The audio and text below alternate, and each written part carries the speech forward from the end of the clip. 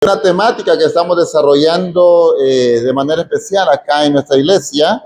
Hemos hablado y el tema general tiene que ver con esas situaciones difíciles que muchas veces estamos enfrentando y afrontando en nuestra vida cristiana. Y uno de los grandes dilemas que a veces tenemos es cómo conocer la voluntad de Dios, cómo saber qué es la voluntad de Dios, y de esto hemos hablado en 2 domingos anteriores.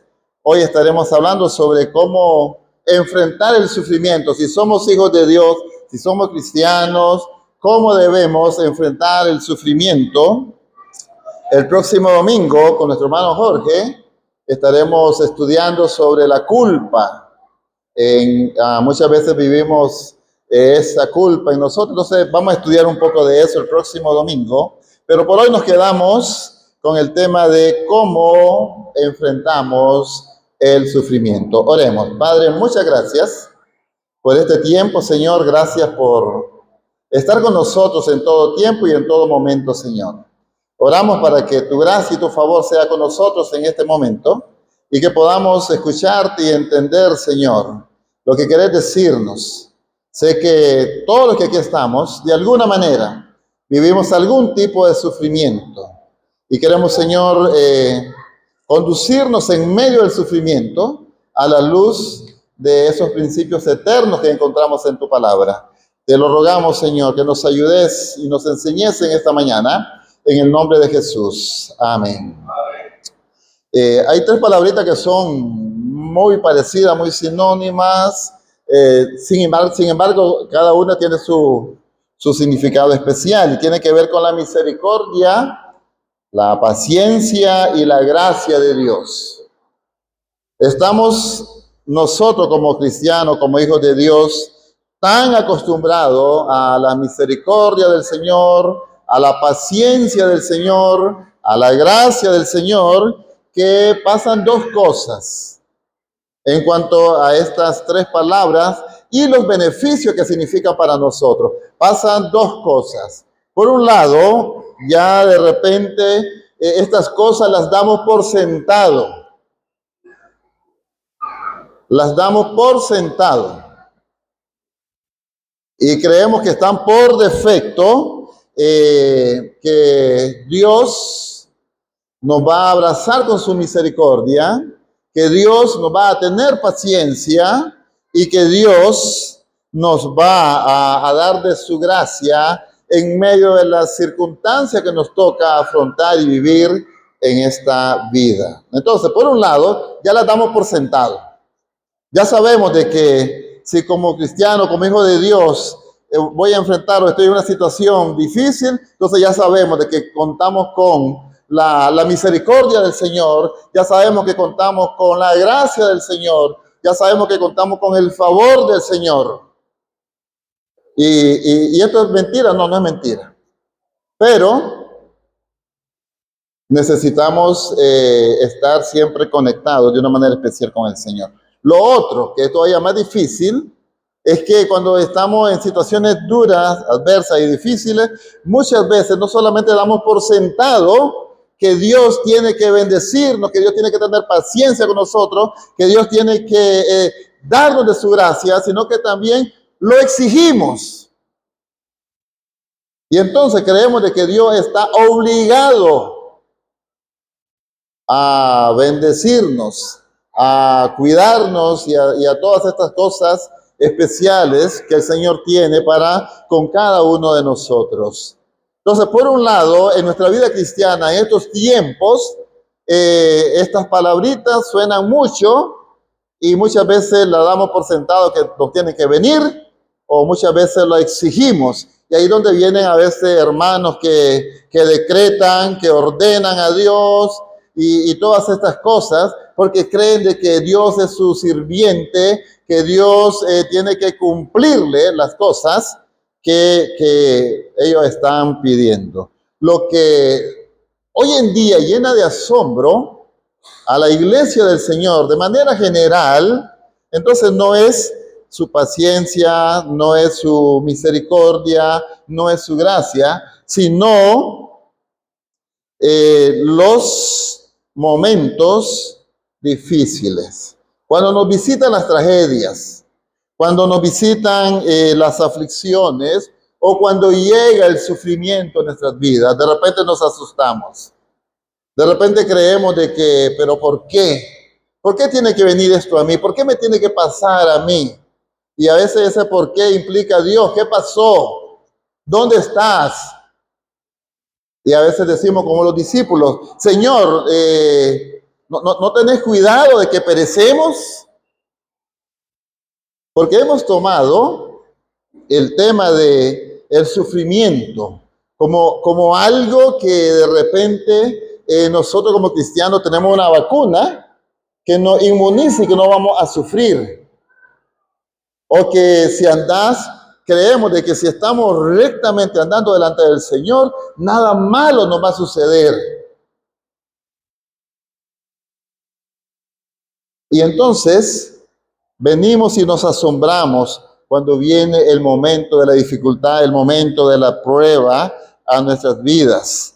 De tal manera de que cuando vienen estos momentos difíciles, de repente podemos ser quebrantados espiritualmente, podemos ser desanimados espiritualmente, porque decimos, pero ¿por qué si yo estoy caminando rectamente en los caminos del Señor? Muchas veces entonces el sufrimiento nos asombra y nos asusta porque creemos de que el cristiano no va a sufrir, el cristiano no va a pasar cosas difíciles, el cristiano no se va a enfermar, el cristiano va a tener siempre un buen trabajo, el cristiano siempre va a tener un buen salario, el cristiano siempre le va a ir bien en todo. Y el punto es, ¿por qué pensamos de esta manera? ¿Por qué estamos mirando la vida de esta manera? Bueno, hay algunas razones.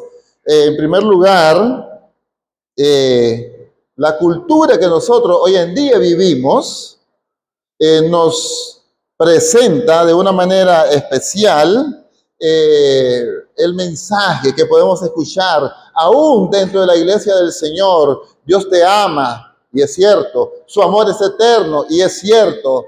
Y entonces te vienen y te presentan un pseudo evangelio y muchas veces andan ofreciéndote y te dicen, vení a los pies del Señor y tus problemas se acabaron. Vení a los pies del Señor y tus deudas se acabaron. Vení a los pies del Señor y tu familia va a ser... Y comenzamos a escuchar este tipo de mensajes hoy en día. Y nos dicen también, no solamente esto, sino que nos dicen y estamos escuchando de que si vos como cristiano no tenés un trabajo, si vos como cristiano estás viviendo una enfermedad, una situación difícil, y dicho ya con ejemplo, si nuestro hermano, hoy en día entonces se dice, si nuestro hermano Adolfo está en el hospital con varios de sus órganos dañados y todo eso, entonces es porque un gran pecado hay en su vida. Si los hijos de Jorgito y Anita se están enfermando constantemente es porque andan en pecado, te están diciendo. Porque el Hijo de Dios no puede vivir ese tipo de situaciones. Y por eso nos asombramos. Y hasta de repente ni siquiera queremos pedir peticiones de oración para que los hermanos no vayan a creer de que yo ando y estoy en pecado. Eso es lo que se nos está enseñando, eso es lo que nos dice este evangelio de la prosperidad, que nos habla de que no vas a sufrir y lo tenés que tener todo. Y nuestro tema de hoy es, bueno, ¿cómo vamos a enfrentar el sufrimiento entonces? Tenemos que entender algunas cosas que son bien importantes. Lucas capítulo 13. Miremos Lucas capítulo 13. Vamos a ver ahí tres pasajes así rapidito. Lucas capítulo 13. Y vamos a entender algunas circunstancias de cómo y por qué vienen así los problemas. Dice capítulo 13, los primeros versículos. En este mismo tiempo estaban allí algunos que le contaban acerca de los galileos, cuya sangre Pilato había mezclado con los sacrificios de ellos. Respondiendo Jesús les dijo: ¿pensáis que esos galileos, porque padecieron tales cosas, eran más pecadores que todos los galileos? Entonces dice que le contaron al Señor, a como contamos a veces nosotros algunas historias. Le contaron al Señor de unos galileos que fueron prácticamente sacrificados por este gobernador, por Pilato, sabiendo lo sangriento y cruel que era Pilato. Entonces dice que vino y lo agarró y lo sacrificó, como lo asesinó y casi que lo presentó como un sacrificio, su sangre y todo eso. Entonces le contaron al Señor esto y el Señor les dice, ¿por qué les pasó eso a ellos? Y les pregunta, ¿ustedes creen de que eso les pasó a ellos por ser los peores galileos que habían en ese momento? Y sigue diciendo el texto: os digo, no. Antes, si no os arrepentís, todos pereceréis igualmente. Versículo 4. O aquellos 18 sobre los cuales cayó la torre en Siloé y los mató, ¿pensáis que eran más culpables que todos los hombres que habitaban o que habitan en Jerusalén? Y entonces la respuesta una vez más del Señor es: os digo, no. Antes, si no os arrepentís, todos pereceréis igualmente. Hermano, el Señor presenta dos circunstancias específicas que llevaron dolor, luto, sufrimiento a familias y a estas personas que fueron las víctimas. Por un lado, están aquellos que murieron a manos de Herodes. Es decir, las circunstancias difíciles, duras, adversas que ellos enfrentaron y que por ende las familias vivieron, fueron circunstancias que la mente maquiavélica, pecaminosa, lo diseñó, lo preparó y lo llevó a cabo. Es decir, muchas veces vamos a experimentar sufrimiento, dolor, angustia por manos de otras personas. Todos nosotros podemos ver a diario noticias de motorizados que mueren en accidentes de tránsito, en donde de repente la persona que los atropelló iba en estado de ebriedad. Recuerdo uno de los últimos casos que pasó en carretera sur, cuando una persona en estado de ebriedad atropelló a mamá y a hija, y ellas murieron. Más o menos a esto se refiere acá nuestro Señor cuando dice que estas personas murieron en manos de Herodes. Pero hay algo más, perdón, de Pilato. Pero hay algo más, dice el versículo 4, o aquellos 18 sobre los cuales cayó la torre en Siloé y los mató. Es decir, el sufrimiento, el dolor, la angustia y aún la muerte misma vino a consecuencia de un accidente. No hubo mano criminal, ni nada por el estilo, simplemente por alguna falla o lo que sea, esa estructura colapsó, cayó encima y mató a 18 personas. Pero el Señor en ambos casos pregunta, ¿esos murieron en manos de Pilato por ser los peores galileos? Y luego dice, y aquellos que les cayó la torre, esos 18 murieron en ese accidente, porque eran los peores ciudadanos de Jerusalén. Y el Señor contesta y dice, no fue eso. No fue eso lo que pasó, sino que algo diferente tuvo que haber pasado en esos momentos. Ahora, ¿qué significa? ¿Qué significa esto para mí? Y antes de preguntarnos cómo puede Dios permitir estas cosas, la pregunta que muchas veces hacemos, ¿qué significa esto para mí? Bueno, significa de que al final, de una u otra manera, todos vamos a morir. Ya sea por accidente premeditado o simplemente un accidente que donde nadie tuvo culpa, de una u otra manera vamos a estar siendo enfrentados y confrontados con el dolor, con el sufrimiento. Y el punto no es por qué pasó esto, quién es el culpable o cosas por el estilo. El punto es la reflexión, la enseñanza, la lección de que necesitamos estar preparados siempre. Necesitamos estar conscientes de que, como decíamos en otro momento, es decir, la vida es como una neblina, de repente la tenemos y de repente no la tenemos. Y cada uno de nosotros se va a ver expuesto al tema del dolor y el sufrimiento. Necesitamos estar preparados, necesitamos arrepentirnos. No sé si recuerdan cómo anuncié la visita al hospital. No sé si recuerdan cómo oramos por esta visita. Y se la repito. Vamos a ir el sábado al hospital.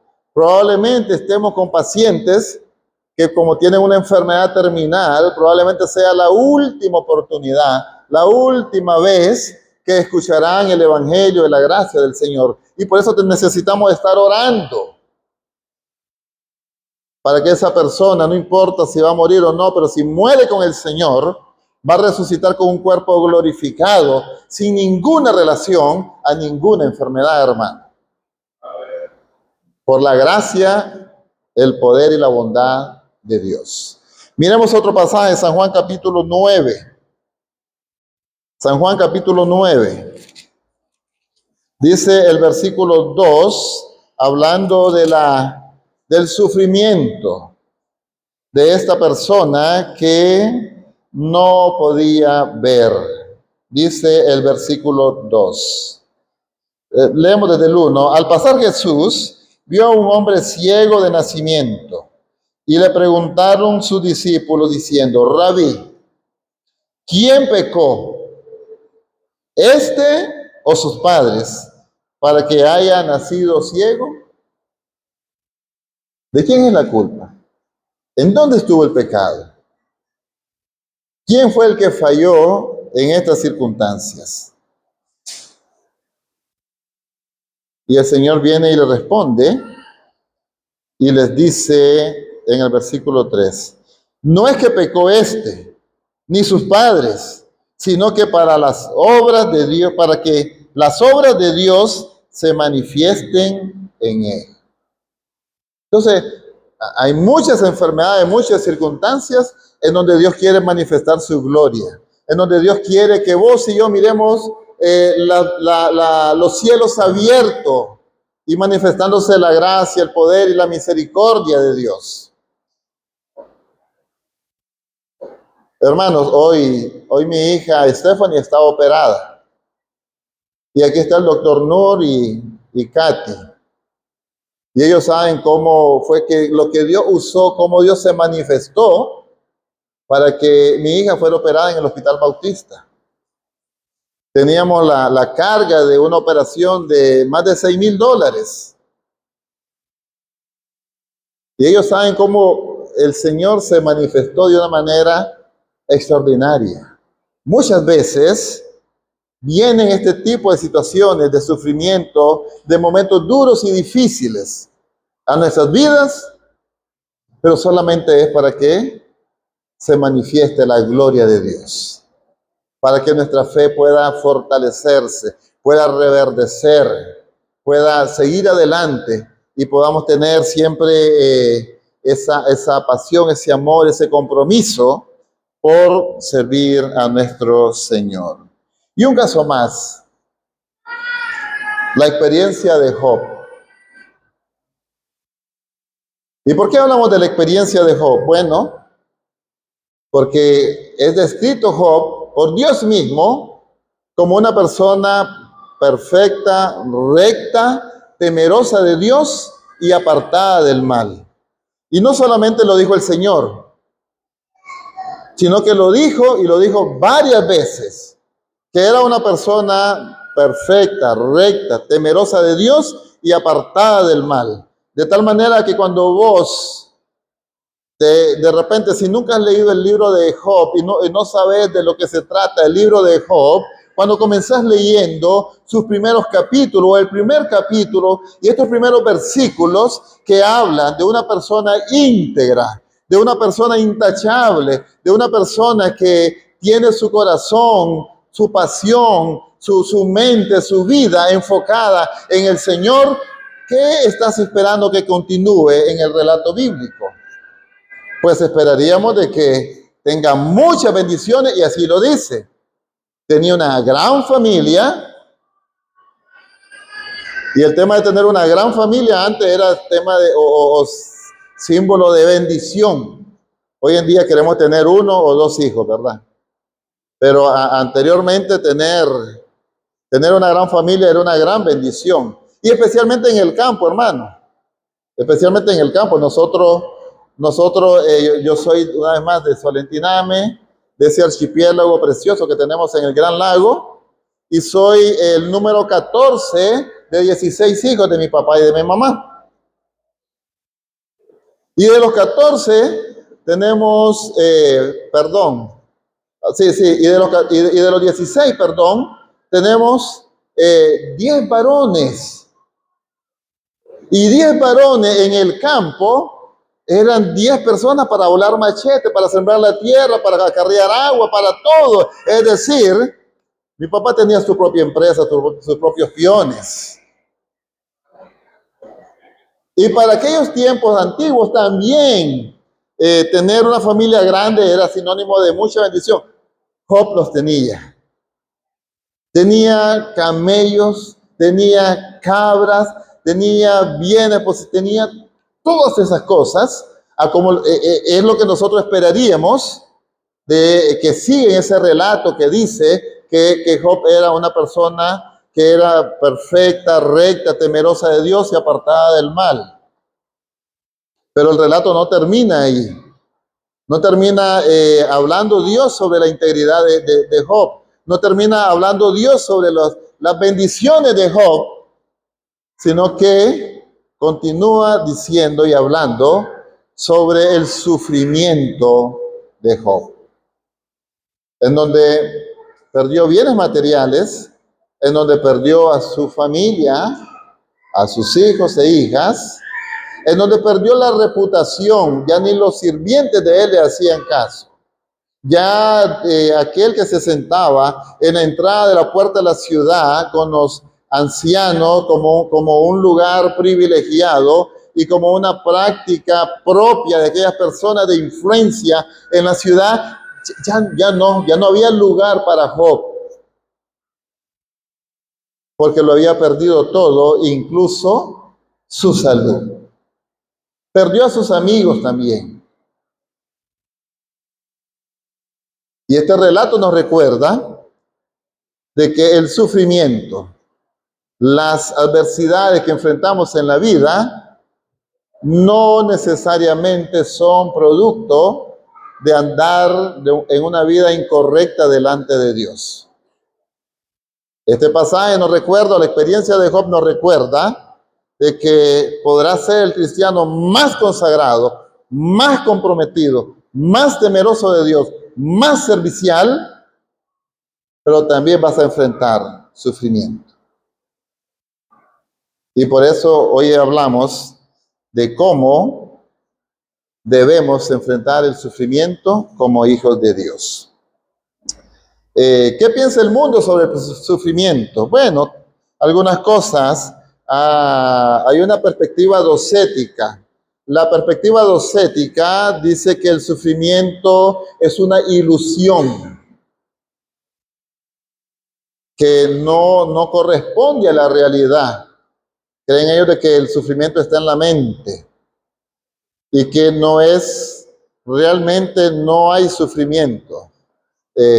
Mi hermana que falleció, Elvira se llamaba, cuando murió mi papá, ella tenía esta visión docética. Y entonces ella me dijo, yo voy a hacer de cuenta y caso de que esto no es real, de que esto es un sueño. Cuando nos dieron la noticia de que papá había muerto en un accidente. Entonces, esa fue la reacción de ella. Esto es un sueño, esto no es real, esto no está pasando. Muchas veces nos vemos confrontados nosotros y somos muy docéticos cuando viene el sufrimiento a nuestras vidas. Sin embargo, la gente que sufre en los hospitales es real, la enfermedad que vos y yo podamos tener es real, el hecho de que nuestro hermano Adolfo está ahí en el hospital es real y no podemos negar esas realidades. La visión estoica, la visión estoica del sufrimiento nos habla de que lo que pasamos y experimentamos en la vida tiene que ver por dos direcciones. O es el karma, y muchas veces ese término lo usamos nosotros, o es el karma o es el destino. Y porque es el karma o es el destino, pues no te toca más que echarle ganas y seguir adelante. Esta visión pareciera un poco cristiana, de repente algunos las practicamos y decimos, bueno, pues vino esto, nos toca seguir adelante. Hay una diferencia así con la visión que el Señor quiere para nosotros en ese sentido. Entonces, y hablamos de que si queremos tener paz mental y todo eso, no nos enfoquemos en eso, sino que enfoquémonos en seguir adelante. Hay un proverbio árabe que dice que si las cosas tienen solución, ¿para qué preocuparse? ¿Se entiende eso? ¿Me explico? Es decir, si ese aire no enciende, pero se puede reparar, ¿sí o no? O se puede cambiar. Entonces, si tiene solución, no estemos ahí, la qué barbaridad, ¿qué vamos a hacer con él? No. Entonces dice este proverbio, si las cosas tienen solución, ¿para qué preocuparse? Y luego dice, y si las cosas no tienen solución, ¿para qué preocuparse? ¿Qué les parece? Así piensan los estoicos, ¿verdad? Así piensan los estoicos. Este tipo de visión, pues, parece muy cristiana, parece muy acertada, parece muy lógica, pero habla de los designios, habla de el karma, que son las cosas que vos tenés que vivir y experimentar por lo que pasaste, hiciste o dijiste, o cosas por el estilo. Y una visión más de la cultura contemporánea, hemos hablado de la visión docética, una ilusión, la visión estoica, bueno, el karma, hay que seguir adelante, y la visión hedonista. Los hedonistas hacen un énfasis desmedido en el placer. Entonces, hay dos corrientes de hedonistas, la extrema y la moderada. Y en la visión hedonista extrema, que se le llamaba sirenaicos, en esta visión, entonces el hedonista, para huir del dolor, del sufrimiento, de las situaciones difíciles, adversas y todo esto, entonces ellos vienen y comienzan a experimentar el placer extremo. ¿Y cómo experimentan el placer extremo? Bueno, vamos a disfrutar comiendo, decimos. Y comienzan ellos a comer y comer y comer y comer y se sienten llenos. ¿Y saben qué hacen para seguir disfrutando? Se introducen el dedo para provocarse vómito y seguir comiendo, comiendo y disfrutando, bebiendo y todas estas cosas. En cuanto al placer sexual, comienzan a darle rienda suelta a sus pasiones sexuales con uno, otro y otro y otro, con animales, con todas estas aberraciones que hoy en día conocemos. Y al final se dan cuenta de que ese placer contemporáneo, ese placer temporal, lo llevó a un sufrimiento más duro y más severo. Entonces sale la otra línea de los hedonistas, la conservadora, la ley. Entonces ellos dicen, bueno, vamos a seguir disfrutando de la vida. Vamos a gozarnos, vamos a sentir el placer de todo, pero moderadamente. Y de esa manera se comportan en la vida. Recuerden lo que dice 1 Corintios capítulo 15, versículo 32, cuando Pablo habla acerca de aquellos que niegan la resurrección del Señor. Y entonces dice que si Cristo no murió, si Cristo no resucitó, es vano todo, de tal manera que dice, comamos y bebamos, que mañana moriremos. Démosle rienda suelta a nuestros placeres y deleitos. Ahora, ¿cómo mira el Señor? ¿Cómo mira el Señor el sufrimiento? ¿Qué nos dice la Biblia sobre el sufrimiento? Hay una perspectiva bíblica, hay una perspectiva divina que muchas veces nosotros pasamos por alto y muchas veces no tomamos en cuenta la óptica del Señor para el tema del sufrimiento en el ser humano, y muchas veces no estamos alineados con la mente y el pensamiento del Señor. Por ejemplo, muchas veces o normalmente nosotros tomamos la situación de la muerte de quien sea como una situación dura, difícil, triste, una desgracia, una catástrofe, algo inexplicable, inimaginable.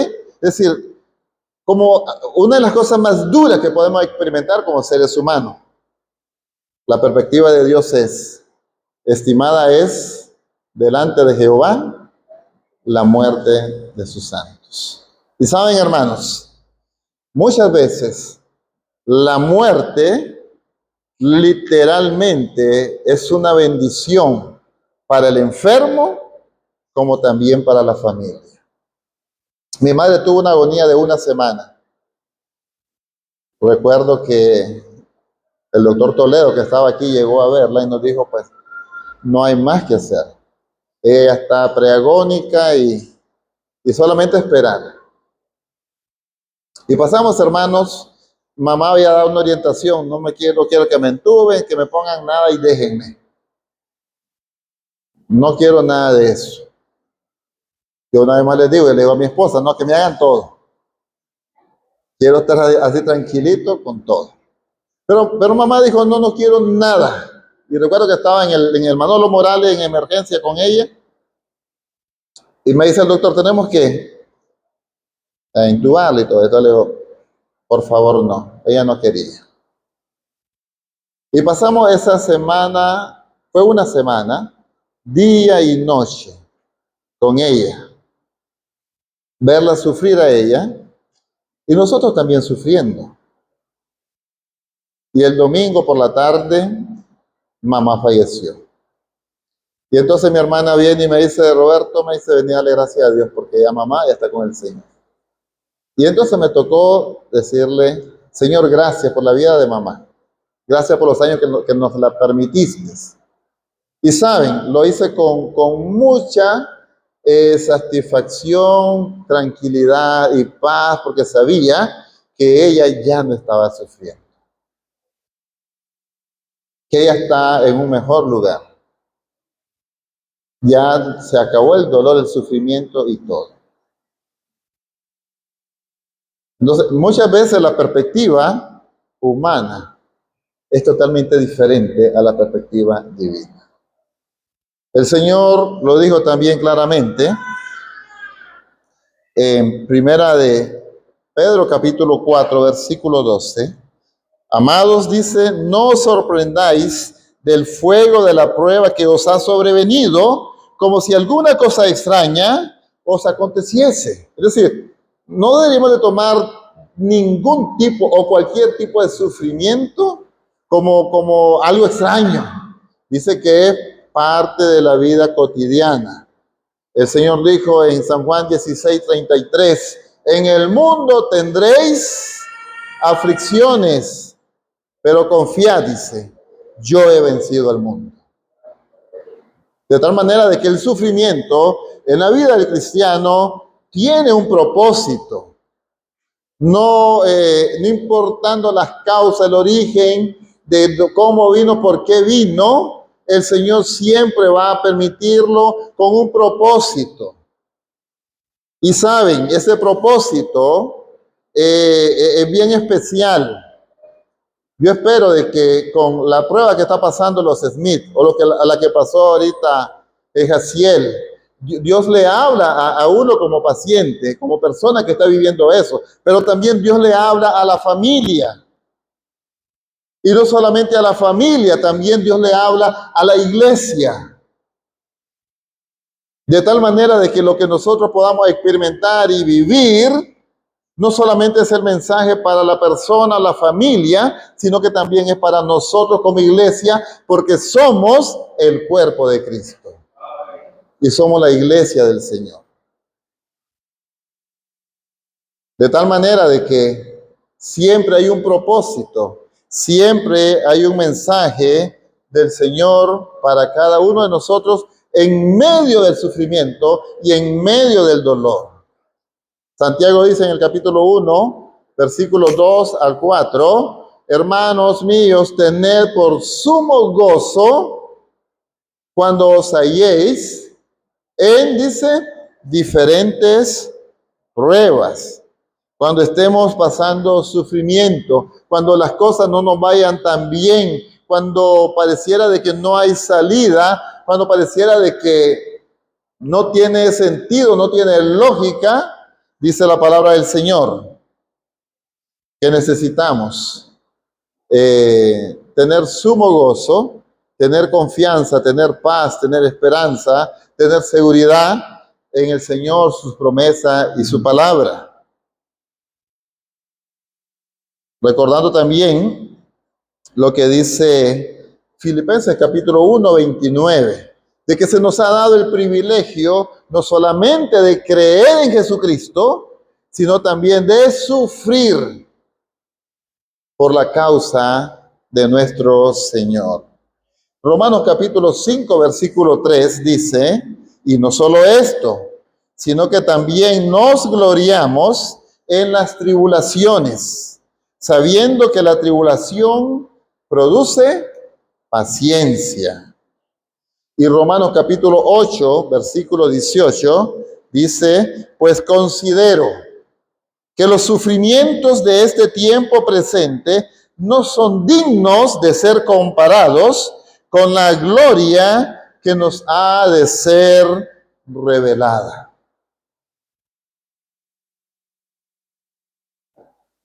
Si podríamos seguir hablando mucho acerca del tema del sufrimiento, pero Pablo dijo acerca de este tema y habló de cómo le fue a él en su vida. Y dijo de la siguiente manera,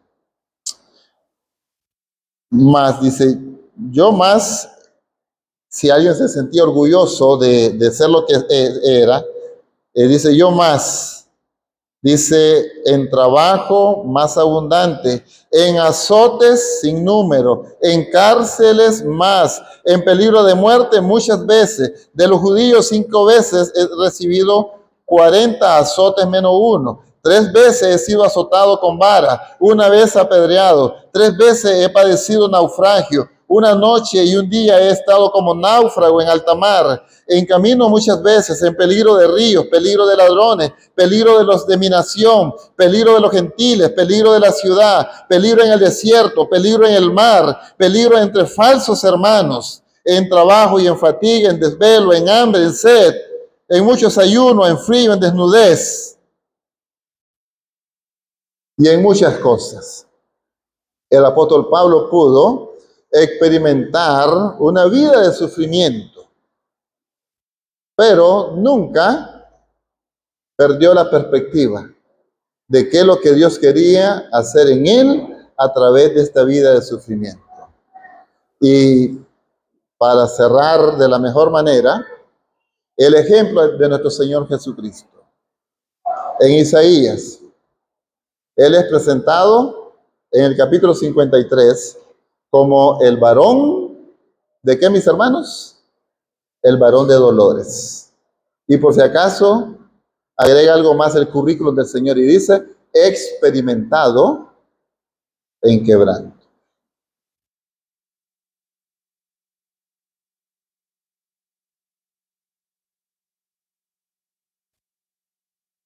De tal manera de que el sufrimiento no es nada asombroso en la vida del cristiano, en la vida del ser humano, especialmente en la vida del cristiano.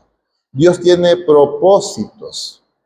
El sufrimiento muchas veces va a ser la escuela de Dios para trabajar áreas en nuestras vidas. Y pongamos mucho cuidado, si no pasamos la prueba tenemos que repetir el examen. Y repetir el examen es volver a vivir lo que hemos vivido. Y tenemos que ser conscientes de todo eso. Concluyendo, podemos decir, nuestro Dios nunca nos prometió que no iban a venir sufrimiento y aflicciones a nuestras vidas. Nunca prometió que no íbamos a pasar por valles de sombra de muerte. Él nunca, usted lee toda la Biblia y lo que vas a encontrar es que cuando pases en el mar, ahí voy a estar, en el río también, en las pruebas, en el desierto, en todo. Entonces, Él nunca nos prometió que no íbamos a pasar todo eso. Lo que sí nos prometió es que Él iría con nosotros. Y dice el Salmo 23:4, aunque ande en valle de sombra de muerte, no temeré mal alguno, porque tú estarás conmigo. En el mundo tendréis aflicciones, pero confiad, yo he vencido al mundo. He aquí, dijo el Señor, cuando dio la gran comisión, yo estoy con vosotros todos los días hasta el fin del mundo. No sé cómo se llama tu sufrimiento que estás experimentando en este momento. Sí sé que Dios tiene un propósito. Y sí sé que Dios está con vos, que Dios está con nosotros.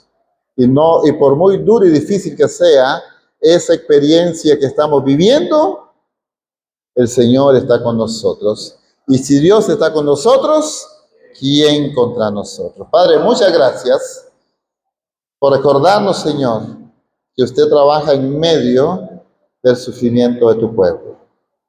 Gracias, Señor, por tu presencia con nosotros. Gracias, Señor, por ministrarnos en esos momentos difíciles. Gracias, Señor, por las pruebas que vienen a nuestras vidas, porque nos hacen más fuertes, porque nos hacen ser más pacientes, Señor, porque nos hacen acercarnos más a usted, Señor. Y solamente te rogamos, Señor, que nos sigas sosteniendo, Padre, que nos sigas levantando con tu diestra para que podamos seguir adelante. Padre, gracias por este tiempo. En el nombre de Jesús. Amén.